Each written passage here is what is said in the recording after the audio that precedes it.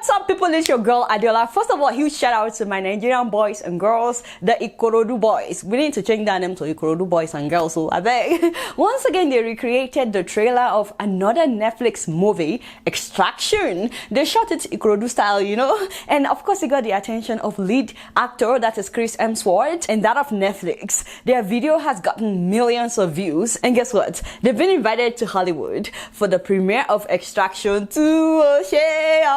Ikorodu to the world.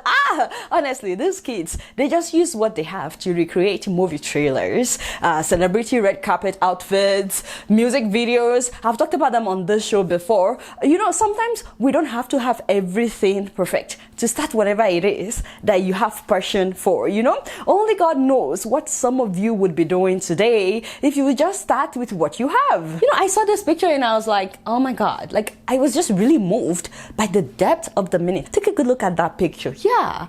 Honestly, what some of you have that you think is nothing, if some people can have access to it, they will do wonders. Benny, some people use their cell phones to film incredible content better than people with big cameras. Amen. You know, when I left Sahara TV and I kept doing my show, I didn't have a place to shoot.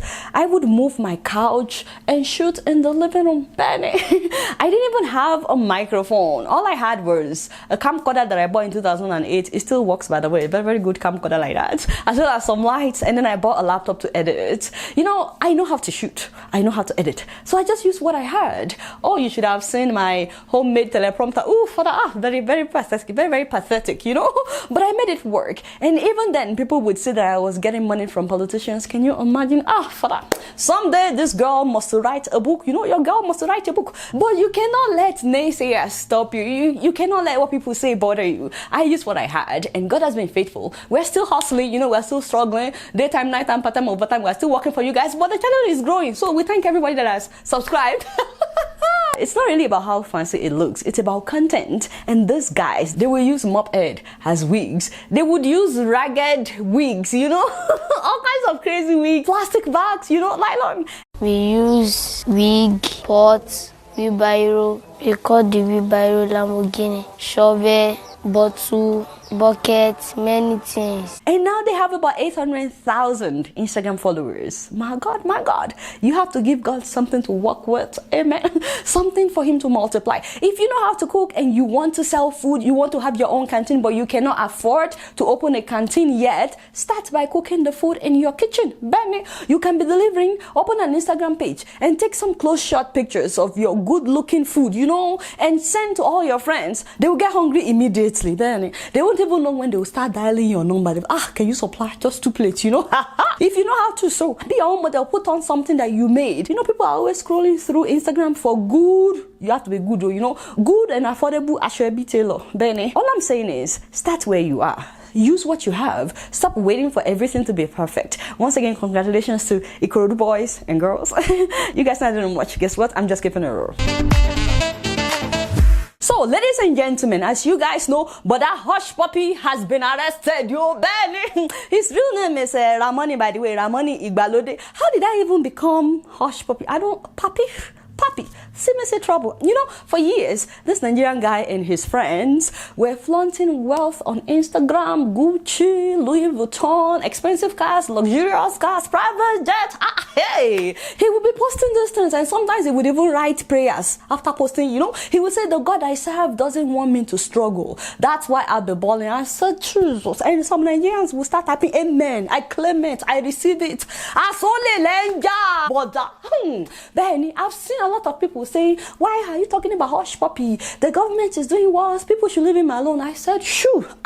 You know, you justify stealing because he's not in government. What is the difference between him, his friends, and armed robbers, as well as hired killers? Benny, when you catch armed robbers, how come you don't say, leave him, leave them? The government is doing worse. How come you don't say that? Hypocrites. People don't think about victims, and that is what pains me. Hushpuppi and his criminal friends were creating fake websites of already existing websites. So they were now redirecting payments to their own accounts. Can you imagine? You want to order something something online and you didn't know that this is the fake website of the website that you thought you were on, you innocently paid, expecting product. How would you feel to find out that your money has been stolen? They hijack corporate emails of big companies and they will send fake messages to clients, redirecting financial transfers and people's bank details to their own account.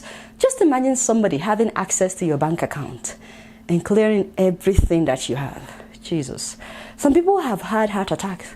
And do you know that some people have actually died, literally, from being victims of people like this? I have a friend here in America who was once scammed by a Nigerian. It was really, really bad. It affected her so much that she couldn't think straight. You would be talking to her, but her mind was not there. She's African, but she's not Nigerian. She started forgetting things, her cell phone, her wallet whenever we went out, because she was thinking too much. She almost had a heart attack. I tried everything, but you know, it didn't help that I'm a Nigerian and the scammer is also a Nigerian. You guys are making us look bad. All of you scammers, you are making us look bad. Hushpuppi and his friends scammed 1.9 million people. Only God knows what those people went through. They stole 168 billion naira. That is $433 million. That is a thief. A thief is a thief. Whether he's in government or not in government, a thief is a thief. How can we condemn the government when we, the people, are doing the same thing that they are doing? Also, African religious leaders, please, religious leaders in Africa, you guys need to stop preaching so much on prosperity, making it big, being successful, making millions, billions. God is not poor, so you must be rich by fire, by force. Amen. This thing is getting in the heads of so many young people today. And you know, I just told you that this man was still writing religious things online every now and then while stealing from people. Many of our young people today, they believe that the end justifies the means. And a lot of our pastors are not helping because they're living like celebrities. So church members want to copy them. Some Nigerian pastors today, they're about Gucci, they're about, you know, it's like a competition. All of them want to have a private jet. They will take pictures of themselves in the private jet, as in seriously. African pastors, you guys, you're not helping. Church members want to copy them, they want to be like them, but they have money. Benny, in case you're watching, but they have money in Balode, you just have to face the music. And all of you that are scamming people, Benny, and you're happy, you're partying, showing off someone else's hard-earned money. Please know that you are killing people. You have no idea what people go through to make their money. You have no idea how it's affecting people. You are a thief. Stop stealing and stop giving us bad names around the world. Use your brain for something good. Obviously, you guys are smart. So stop stealing and return all that you've stolen. And people need to start asking more questions. They need to stop glorifying wealth that they don't know the source. We should be asking questions. Thanks to the Dubai police for arresting Ramani and 12 of his criminal friends. I heard that they may extradite him to Nigeria. I said the devil is a liar. Don't do it. Don't do it. That will be the end of the case. It's not that we don't trust the Nigerian police. We do. It's just that they are very busy. You know, they have a lot going on. Their hands are full, you know. And speaking of the Nigerian police, kudos to them for rescuing 300 people who were locked and forced to work in a rice processing factory in Kano State. A factory owned by Indians. Wow. Okay, so these Nigerians had been locked inside since March. The Indians promised to add $13 per month to their usual $72 monthly salary, and those who refused were threatened, and they told them that they would lose their jobs. So these people were forced to work at this factory since March. They were not well fed, they got very little sleep, they were not allowed to pray, and no family member was allowed to visit them. Can you imagine? So the police arrested 5 of the managers. Honestly, I just want to thank the Nigerian police who were in Bodolopa and thank you so much. How could they have gotten away with this for 3 months? Is it that the family members did not report? And speaking of getting away with stuff, did you guys hear that NNPC refinery in Kaduna, that is the Nigerian National Petroleum Corporation, generated 0 revenue in 2018? 0. But they still managed to lose 65 billion naira. Yes, move closer. Apparently, this is the very first audit of the Nigerian National Petroleum Corporation in 43 years. Who? What? How? This is bad. This is really bad. 43 years. They must have stolen a lot of money. They audited 20 NNPC subsidiaries, and we discovered that the refinery in Kaduna did not make a dime in 2018, but they still managed to incur an operating cost of 65 billion naira. That is almost $168 million. In 2017, this same refinery reported only 2 billion naira revenue and a loss of 112 billion naira. But because they were not audited, they continued operating, recording zero revenue in 2018 and losing 65 billion naira. Now, listen to this. Of this money, 447 million naira went to training expenses. What type of training cost almost 450 million naira in a year? I don't understand. Security expenses was 230 million. I don't get it. Do they all drive bulletproof cars? Are they paying their gatesmen and other securities millions of naira? And how can communication expenses be 37 million naira? Is there a special phone for NNPC staff? Are they using something different from MTN and Glo? And that's not all. Consultancy fees was 843 million naira, almost 1 billion. Benny. This is still the Kaduna branch. In Warri, audited financial statements showed revenue of 1.9 billion, but 12.7 billion was the cost of sales. How does that make sense? And then an operating loss of 45 billion naira. Bang. Also, the refinery in Port Harcourt recorded a revenue of 1.4 billion in 2018 with expenses of 24 billion naira. Does this make any sense? Meanwhile, salaries and allowances in Kaduna alone was 23 billion naira in 2018, including death benefits. I wish they explained what that, like, I don't know what that is, without generating any revenue, And the salaries of the Oga start from 15 million naira and above per month. Then one director got 33 million naira without generating any revenue. All the directors got as much as 109 million naira as salaries in 2018. In 2017, director salaries was 249 million naira. May I just say, Nigeria is not ready. We're not ready because we honestly have everything that we need to be a prosperous nation. We should not be borrowing money from anybody. I mean, look at how much money is disappearing at NNPC alone. That's just one sector. Do you guys know what this money could do? And why are these branches not shut down since they're not bringing any money, they're not generating any revenue? And above all, the president made himself the minister of petroleum, no be so? And that is where the corruption starts. When you are not content being a president, you also have to make yourself the minister of oil. So now with all these corruption allegations that are surfacing at the NNPC, at the petroleum sector, the president should be summoned by EFCC for questioning ASAP. He must be held accountable. Benny Ogabuari, you are the minister of petroleum. Yes, you are the one that is responsible for this because all this happened under your watch. The man needs to start talking. Where is our money, Ogabuari? You guys not doing much. Guess what? I'm just keeping it real.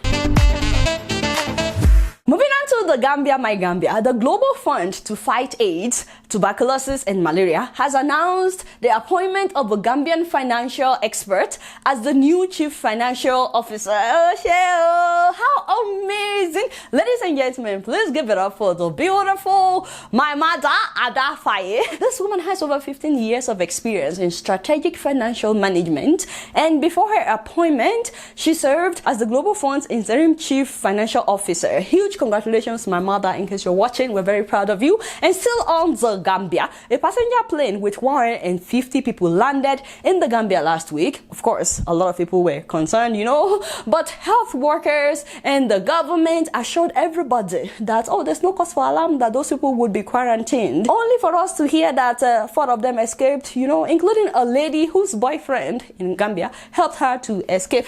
I said, I don't know why people think that quarantine is like a taboo. I don't understand. It's not. They're just trying to prevent a spread just in case, Luckily, all 4 of them have returned, and the boyfriend was arrested and made to join his girlfriend in quarantine. Somebody, they are doing lovey in quarantine. I was like, okay. But then I saw a video of some of the passengers on that plane complaining about the condition of one of the quarantine hotels. We were told by the people working down here that they take out the fridges, they take out the TVs, they take out everything before our arrivals. You expect somebody who comes only from US, Europe, and they been there for a number of years or months. You just have the empty rooms, and that's it. We don't even have room steward, somebody cleaning the rooms or these other things. We don't have it. We don't have fridge. We don't have network.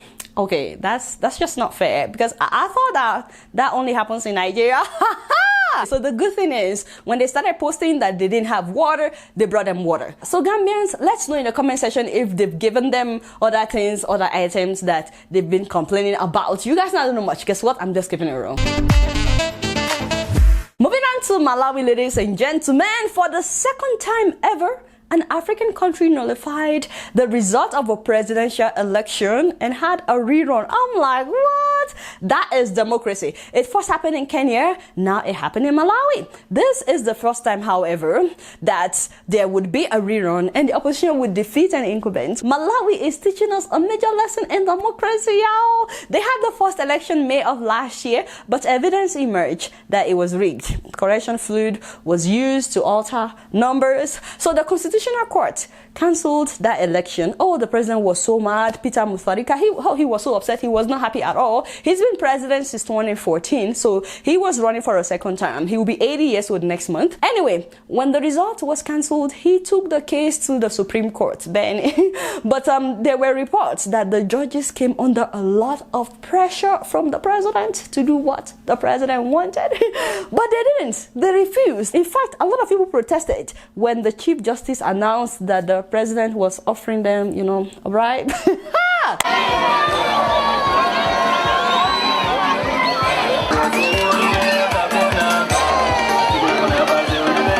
My God, my God. When they refused to collect the bribe, he tried to forcefully retire those judges. Lawyers take to the streets to protest government interference in matters concerning the judiciary. Mutharika is accused of meddling in judicial matters after putting the country's Chief Justice Andrew Nyirenda on early retirement 2 weeks before a historic election rerun. Wow. Kudos to the lawyers in Malawi for protesting and taking a stand. As Malawians, we want to move forward.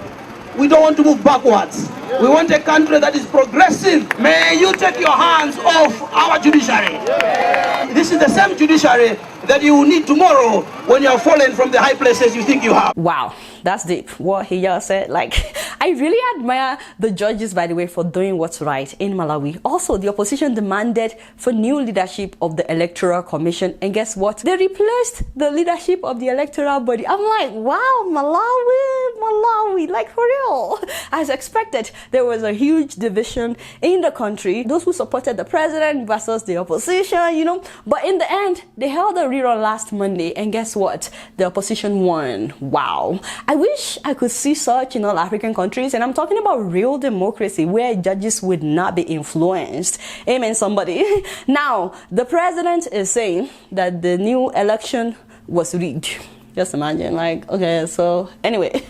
So the president-elect is 65-year-old Lazarus Chakwera, a Pentecostal preacher. He got his master's from South Africa, his PhD from the US. He was a former lecturer and principal at Assemblies of God School of Theology in Malawi. He was also the president of the Malawi Assemblies of God from 1989 to 2013. So, sir, let me look at in case you're watching. So being a theology professor and being a man of God, we're expecting nothing less than a corruption-free leadership. You know, I know this doesn't always mean anything, but he already made a lot of promises. A lot of young people, and that's the majority of Malawians, do not have any jobs, and we are telling them that we will create jobs, we will have industry, and we will have the National Youth Service. That will get every young person involved in something that will build this country. So, sir, the expectation is like this. It's really high, really high. Like, in fact, like this, you know, you cannot afford to disappoint. The whole world is watching you, and let me tell you, Jesus is watching you on Plasma TV. Amen, somebody. Congratulations to Malawi for standing up for democracy. You guys not doing much. Guess what? I'm just keeping it real. So, if you guys would like to know how to make food and drinks, not just from your country, but from other African countries, or if you're not an African, but you would love to know how to make African foods or drinks, the cuisine, just the African cuisine, all within a minute. I mean, seriously, all these tutorials are 1 minute long. All you have to do is follow African Chow on Instagram. I've been following them for years. They teach you everything. Ethiopian coffee, Kenyan mokimo, irio, Cameroonian pole, DG, Ghanaian peanut butter soup, konkote, sorry if I'm not saying these things correctly, Nigerian fura day, no. All they do is celebrate African foods and drinks as well as African chefs. The best part is, most of the time, the food is prepared by a man. Who says men cannot cook? The devil is a liar. Did you guys follow them already? You're still African. Look for them, follow them. Wow, seriously.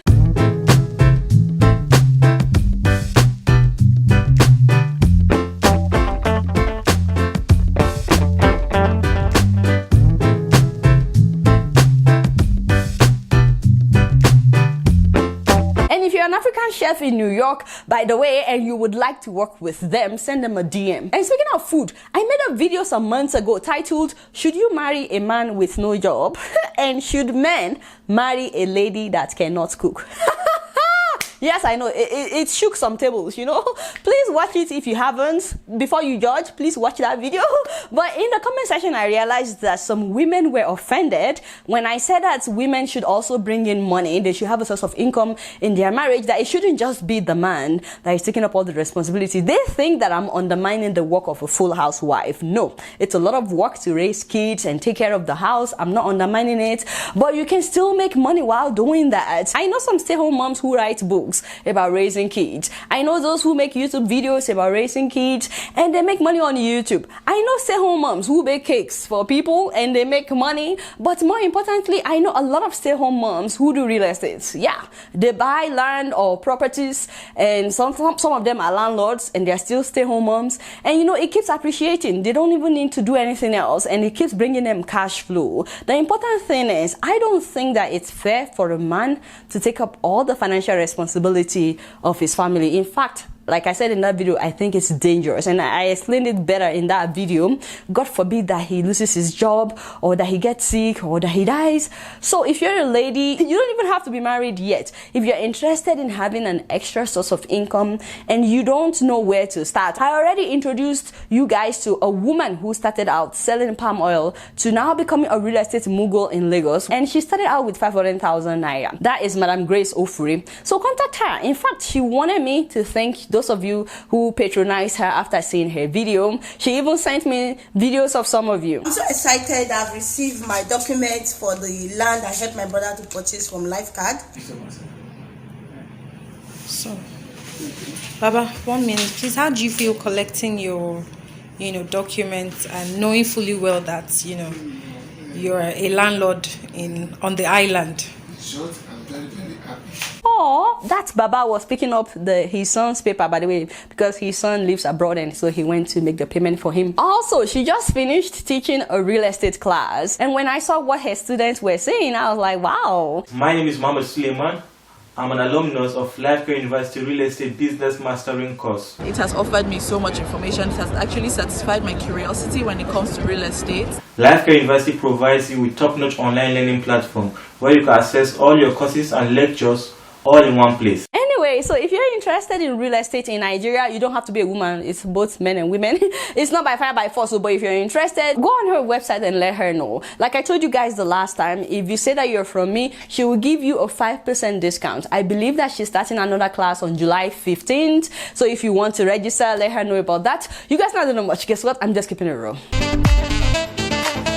So before I sign out, if you guys can join us virtually, your girl will be one of the speakers at RCCG King's Palace in Houston as they celebrate their anniversary next weekend. I have details of that on my Instagram page, my Facebook page. You will see the flyer there. So before I leave, I want to read some of the comments from the last episode, and this is from Neddy2K. The cabbage man of Kenya is a legend. He took action. He did something. We all can do something. We can speak. So let's speak out. We can walk. Then let's protest. We can write. Then let's blog.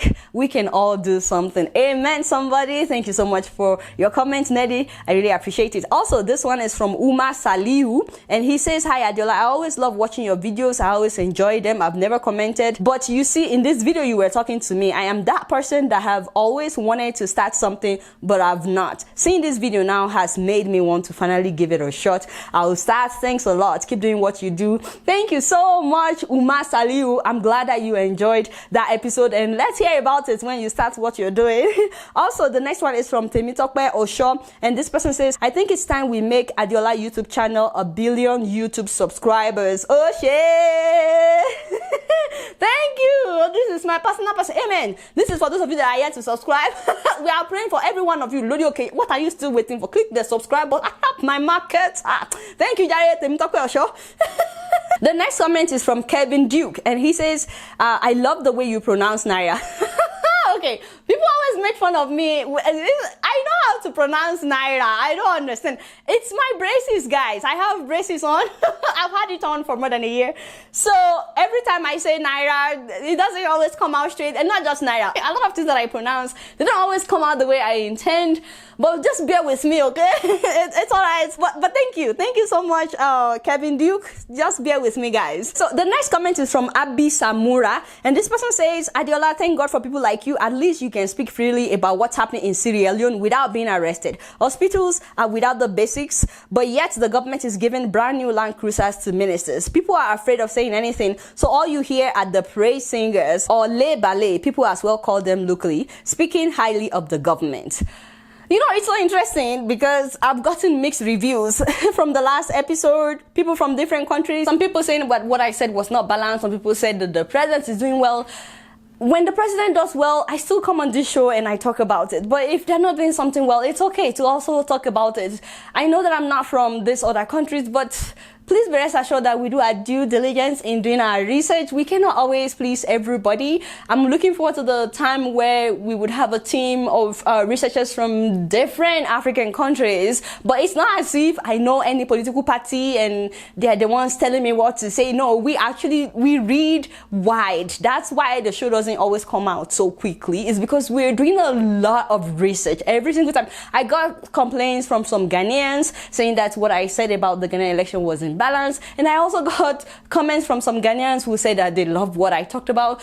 It's hard to please everybody. I still get that from Nigerians as well, even though I'm a Nigerian. So it's hard to please everybody, but you can be rest assured that we would try our best to do even better than what we're doing. So thank you so much for watching. I really appreciate you guys letting us know how you feel about each episode. We promise to do even better, okay? You need to work harder. And by the way, that's why I always say that I really don't know anything. I mean it. I don't. I'm just, we're trying our best, so please bear with us. We promise to do even better. All right, so don't forget to subscribe if you're yet to. And for those who are wondering, yes, I cut my hair.